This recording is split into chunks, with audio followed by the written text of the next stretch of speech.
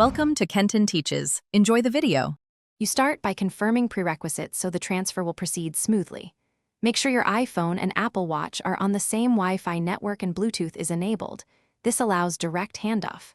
Open voice memos on the iPhone and wake the Apple Watch screen. Once done, locate the memo on the watch and tap to preview it. That tells the system which file you plan to move. Make sure both devices stay awake while you initiate the transfer to avoid interruptions. You now move into the core transfer step. Share and accept.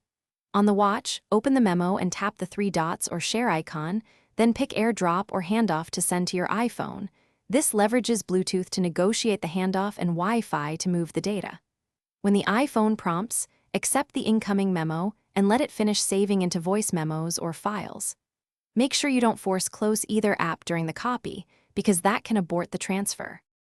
You finish by confirming the memo landed where you want it and fixing issues if it did not. Open voice memos on the iPhone and swipe down to refresh the list. The file should appear.